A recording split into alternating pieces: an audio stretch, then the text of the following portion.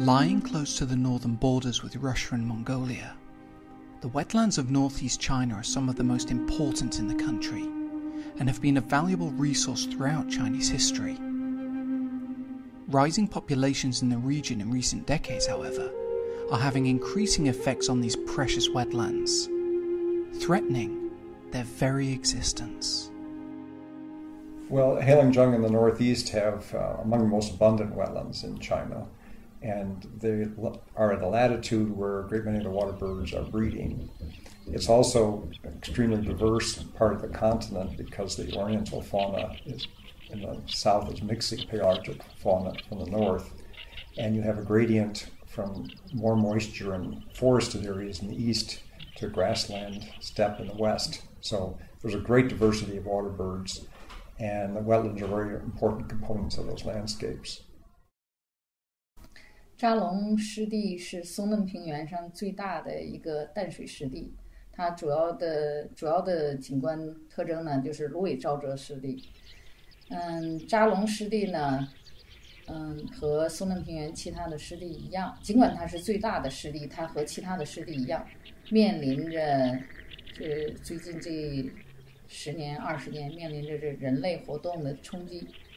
湿地的影响从多方面的。一个是扎龙湿地周边呢有2万多人口，这些人呢他们的生活依赖这个湿地里的资源，芦苇、鱼，还有草，他们依赖这些资源，他们在利用这个资源的时候，就是不可避免的会对湿地造成一些影响。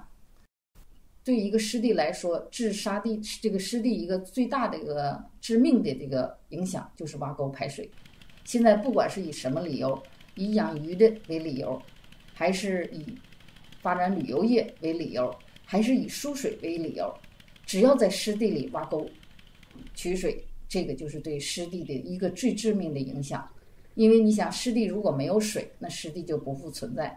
湿地里的所有的群落动植物群落都会受到影响。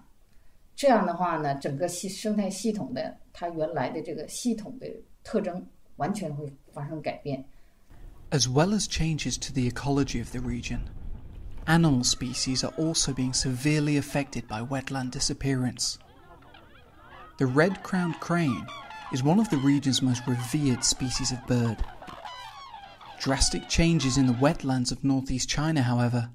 are increasingly threatening this important species. So the red-crowned crane throughout eastern China has decreased dramatically in recent decades until there's probably about 1,500 birds left, of which 2/3 are on the Korean peninsula in the winter and about 1/3 are on the coast of China. I mean, the birds are well understood, but their environmental needs and the landscapes they need in order to survive, that's not well understood. And so that the biggest problem for the red-crowned crane is not direct persecution by people at all, but is the destruction of the habitat or the degradation through, say, diversions of water, or simply human disturbance, people taking their livestock through fishing, taking a shortcut to get across a bit of wetland. We're very concerned that without an understanding of how to maintain the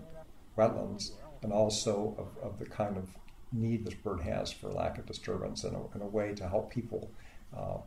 do their activities while avoiding that disturbance. Without these measures, the species could disappear or practically disappear.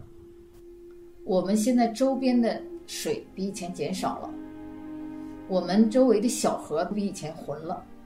因为什么？就是因为湿地消失了。湿地是原来说是自然界里的肾，好像有人说不太理解，就是个过滤器。没有这个湿地吸食、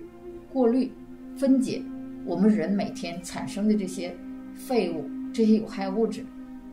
那我们的环境就会越来越恶劣，我们的水源就会变成越来越浑浊，我们空气里的灰尘就会越来越多，这个就是直接影响我们生存的。